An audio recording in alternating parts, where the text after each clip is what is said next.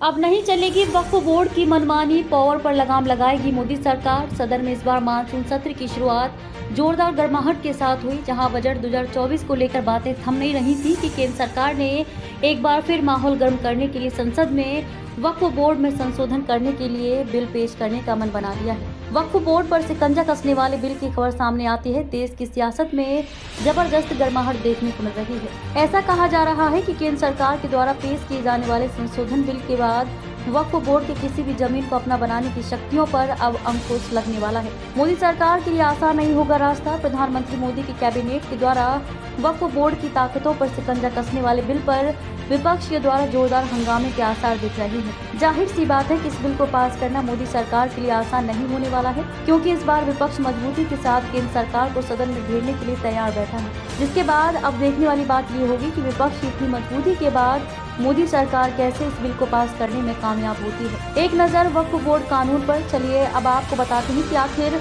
वक्फ board कानून के क्या नियम हैं। सर्वप्रथम नेहरू सरकार के दौरान 1954 में वक्फ अधिनियम पारित किया गया था, जिसके बाद इसे केंद्रीकृत कर दिया गया।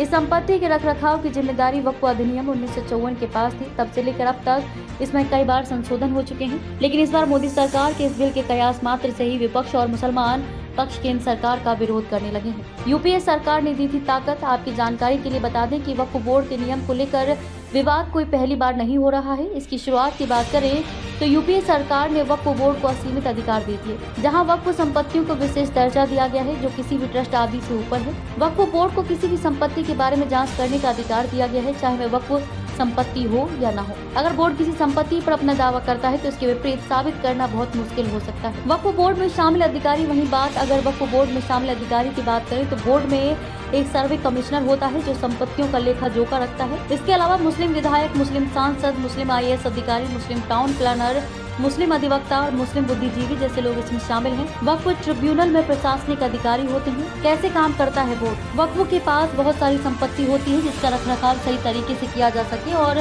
दान पुण्य के लिए इस्तेमाल किया जा सके। ये सुनिश्चित करने के लिए स्थानीय और बड़े स्तर पर कई निकाय हैं, जिन्हें वक्फ बोर्ड कहा जाता है। लगभग हर राज्य में सुन्नी और शिया वक्फ हैं। असदुद्दीन ओवैसी को लगी मिर्ची। केंद्र सरकार द्वारा वक्फ बोर्ड की शक्तियों को सीमित करने के लिए विधेयक पेश किए जाने के संबंध में खबरों के बीच AIMIM के अध्यक्ष असदुद्दीन ओवैसी ने रविवार आरोप लगाया कि राष्ट्रीय जनतांत्रिक गठबंधन राजग सरकार वक्फ बोर्ड की स्वायत्तता छीनना चाहती है। ऑल इंडिया मजलिस इत्तेहादुल मुस्लिमीन यानी कि AIMIM के नेता ने दावा किया कि भारतीय जनता पार्टी शुरू से ही वक्फ बोर्ड और वक्फ संपत्तियों के खिलाफ रही है। उसने अपने हिंदुत्व एजेंडे के तहत वक्फ संपत्तियों तथा वक्फ बोर्ड को खत्म करने का प्रयास शुरू किया है। इसके साथ ही ओवैसी ने यहां संवाददाताओं से कहा कि प्रस्तावित संशोधनों के बारे में मीडिया में खबरें आ रही हैं, जिनसे पता चलता है कि नरेंद्र मोदी के नेतृत्व वाली सरकार वक्फ बोर्ड की स्वायत्तता छीनना चाहती है। वह वक्फ संपत्ति के संचालन में हस्तक्षेप करना चाहती है। हैदराबाद के सांसद ने कहा कि यदि वक्फ बोर्ड की स्थापना और संरचना में कोई संशोधन किया जाता है तो प्रशासनिक अराजकता पैदा होगी और वक्फ बोर्ड अपनी स्वायत्तता को